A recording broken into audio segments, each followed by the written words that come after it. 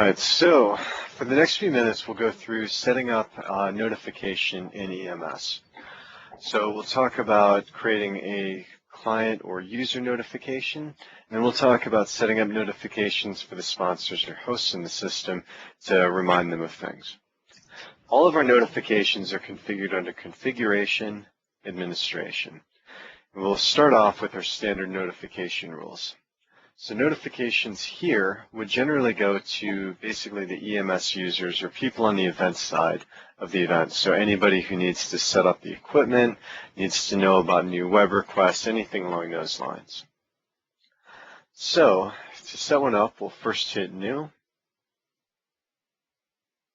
When we go in, the first thing that we need to do is give the notification a name. So highly recommended that you prefix your location into that description so that it's relatively easy to tell the difference between everybody's notifications. That way nobody goes in and accidentally edits mine without realizing that they're tied to my location. The notification that we'll create here is for a new web request. So the only thing I want to get notified of on this particular notification is a new web request that comes in from virtual. Because I want to be notified of a new web request, my notification type is a booking type. If, for instance, this was a new catering request, then it would be a service orders notification type, and I could choose my catering category from the category dropdown. You'll see whether it's a service order or booking notification, we have basically the same options for when to get the notification. For service order, I'd have a new, a change, or a deletion cancellation. For booking, basically the same, a new, a change to the date or time, a change to the room, or a status change.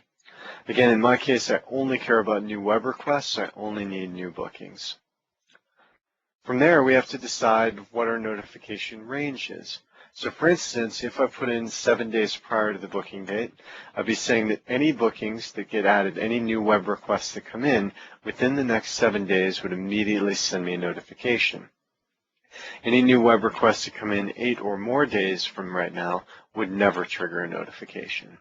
So again, anytime we create a notification, we have to think about the balance between when I need to see a notification, when I need to be emailed or notified immediately on the dashboard, and when I would see that event anyways at some point in a report.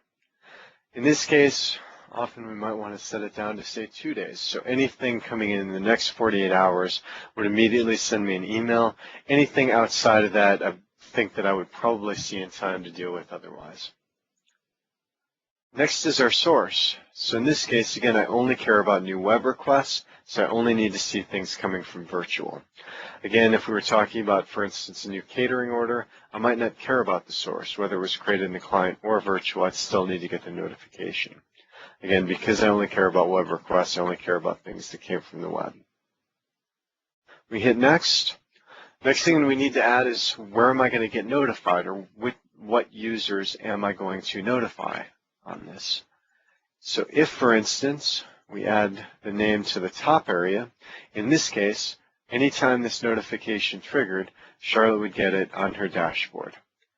If, on the other hand, I added the email address to the bottom area, then this user would instead immediately get emailed anytime there was a new web request. So the idea here is that for a user who doesn't log into the system very often, I may want to send this via email to ensure that they get it in a timely manner. On the other hand, if this user who should be getting this logs into the system constantly, then we can certainly just send that notification in the client anyways. As you can see here, we can also send it both ways, so the user can get it in the client and via email if they want to. Again, it doesn't really make any difference. I can notify as many users as I want from here as well. So in this case, all 3 of these people would get the notification on their dashboard. Again, the one thing to keep in mind here is that if any of these 3 users are the one who originate, in this case the new web request, then no one would ever be notified. So again, if Jason set up the web request, neither of the other 2 users would ever get the notification. You can easily get around this by setting up 3 separate notifications, one that goes to each person that I need to have notified. But again, it's something to be aware of when we set these up. So add our users. In this case, because I'm sending it via email to someone, I also want to immediately go to the email tab here. And in this case, at the very least, I want to set up a subject line so that when Jesse Myers gets it, he understands what this notification is for and what to do with it. So in this case, we could call it new web request for 2% in %7% on %4%. So each of these percent number percents basically will be replaced by whatever field we see here. So in this case, I would see new web request for whoever the sponsor host for the request is, in whatever the location is, on whatever the date of their first booking is. So again, it makes it very, very easy for whoever gets this email to quickly identify what is this thing I'm being notified of and what am I supposed to do with it. Once we've set that, we can hit next. Now we need to decide what rooms should this notification apply to. So for instance, if I only want to be notified of new web requests in my Denver building, I move over all of the rooms that I want to be notified of. You can certainly, again, set this up to notify from multiple locations or just from certain areas in a single location. Once we've selected our locations, hit next again. And now we decide for what statuses. Again, in this case, I only care about new web requests, so I only need to move over the web request status. Hit next again. Decide what event types I should get this notification for. Again, in this case, I don't care what kind of an event it is. I just care that it's a new web request, so I'm going to move over all of my event types. On the other hand, if, for instance, I only cared about the video conferences, I could just move over those 2 event types, and I would only be notified of a new video conference web request. Once we're done, we hit finish, and we've got our notification listed in the system. If I now needed a secondary notification that was very similar to the first one, but with maybe a minor modification, I could certainly highlight that notification, hit copy, and I would get an exact duplicate of it that I could then make my minor alterations to. So it's very easy to set up our notifications here. The other kind of notification we've got is our sponsor host notification. So these would go out to the person who's booked the space to let them know anything, to remind them of things, anything along those lines. So in this case, we'll hit new. And in this case, we'll pretend I want to set up a 1-week reminder. I want to notify any sponsor host 1 week before their booking to let them know they've got something booked.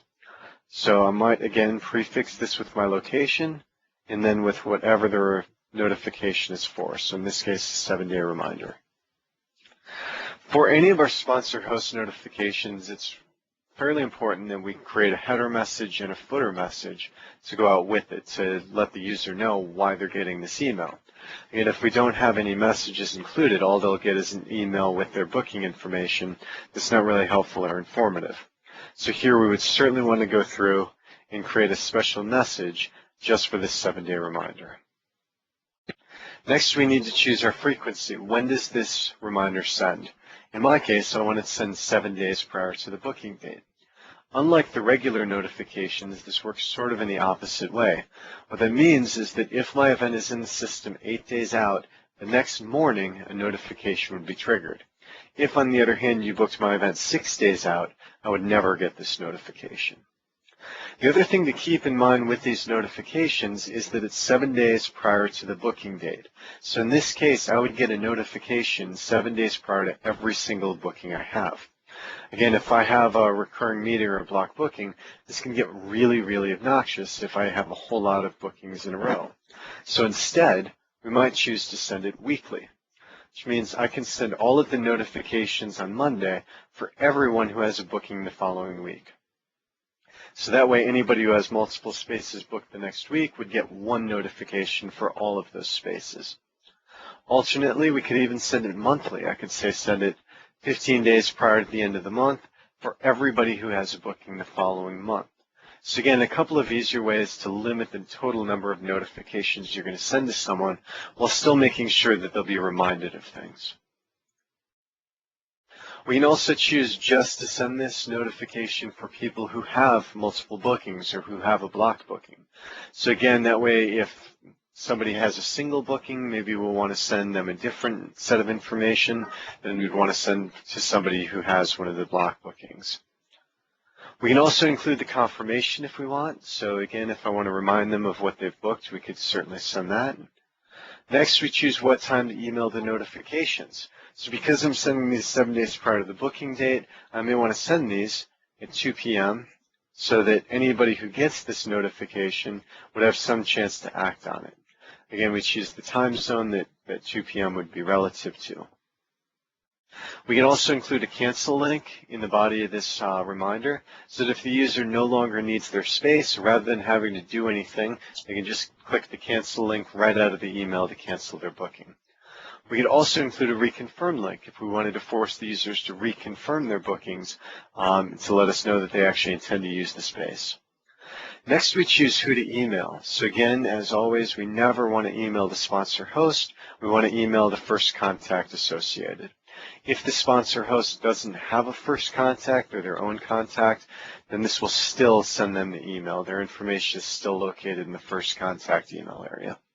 We could also email the second contact if we wanted to. Next, we again need to set our email subject line. So what do we want to tell them when they get this email? So again, I might say 7-day reminder for 3% on 4%. So again, now it'll tell them a 7-day reminder for whatever they called their event on whatever the date of the first booking is. So again, very easy, helps the user know exactly what we're sending them. Next, we choose the rooms that this notification should go out for. So what locations would they get it from? So again, here, it just applies to my Denver locations, so I move those over. Now you'll never get this reminder unless you've booked into one of my Denver rooms. From there, we choose for what statuses it's relevant for. In this case, I want to show everything except canceled in our web request statuses, and probably our visitor statuses wouldn't apply. So any confirmed, hold, waitlist, or web confirmed events should get this particular reminder. Next, we could choose the event types they should get it for. So again, in this case, I'm pretty much going to move everything except visitor and maintenance over. Anybody who has a meeting in my space will always get this notification. Again, as always in our sponsor host types, we just move everything over. And then lastly, our categories tab. So typically in EMS, if I wanted to send this out no matter what categories they have attached, I would move everything over. Unfortunately for our sponsor host notifications, it works somewhat the opposite. What that means is that, for instance, if I only wanted them to get the notification if they'd booked AV equipment in Denver, I could move that over. Now they would only get the notification if they have AV equipment. If I want this notification to go out regardless of what equipment or catering or services they booked, I just leave all of my categories on the left. Once we're done, we hit OK, and we've created our notification. And the final step of this is if I had checked that send confirmation button, I would also need to set up the confirmation that would go with it. So I'd just highlight the notification rule, click the confirmation button on the right, and I could go through and configure this confirmation. So again, very easy to set that up.